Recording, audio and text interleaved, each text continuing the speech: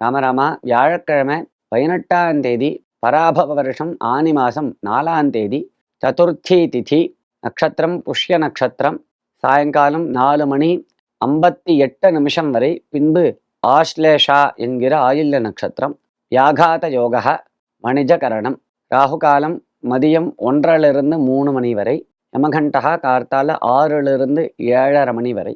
வீட்டில் சுமங்கலி பிரார்த்தனை செய்வதனால் என்ன நன்மை? அனைவரும் சுமங்கலி பிரார்த்தனை செய்யலாமா? சுமங்கலி பிரார்த்தனா அப்படிங்கிறது ரொம்ப உயர்வான ஒரு செயல்.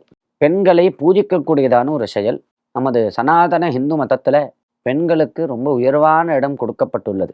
பெண்களை பூஜிக்கணும் அப்படின்னு சாஸ்திரம் சொல்றது. எத்திர நாரியஸ்து பூஜ்யந்தே ரமந்தே தத்ர தேவதாக. எந்த வீட்டுல பெண்மணிகள் பூஜிக்கப்படுகிறார்களோ, சந்தோஷமாக வைத்துக் கொள்ளப்படுகிறார்களோ, அங்கதான் தேவதைகள்லாம் வருவா. அங்கதான் தேவதா பிரசாதமும் பிதற்களினுடைய பிரசாதமும் அந்த வீட்டுக்கு தான் கிடைக்கும். பெண்களை துன்புறுத்திட்டு நீ எந்த கோவிலுக்கு போனாலும் எவ்வளவு ஹோமங்கள் செய்தாலும் எதுவும் பலிக்காது அப்படின்னு சாஸ்திரம். அப்படி பெண்களுக்கு ரொம்ப உயர்வான இடத்தை கொடுத்துருக்கு நம்ம சனாதன மதம். அதுல இந்த சுமங்கலி பிரார்த்தனைன்னு ஒரு செயல்.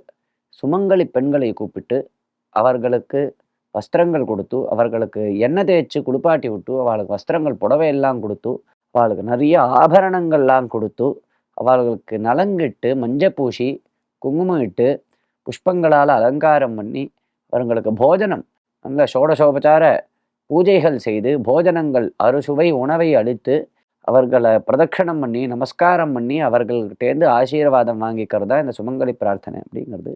இது ஒவ்வொரு குலத்திலையும் இந்த சம்பிரதாயம் இருக்கும்.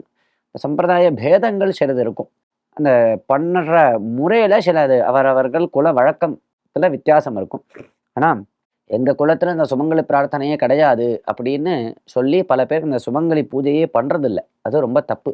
சுமங்கலி பூஜை அப்படிங்கிறத அவசியம் பண்ணணும். ஏன்னா சுவாசினி நர்ச்சன பிரீதாயை நமஹா அப்படின்னு அம்பாளுக்கு ஒரு அர்ச்சனை.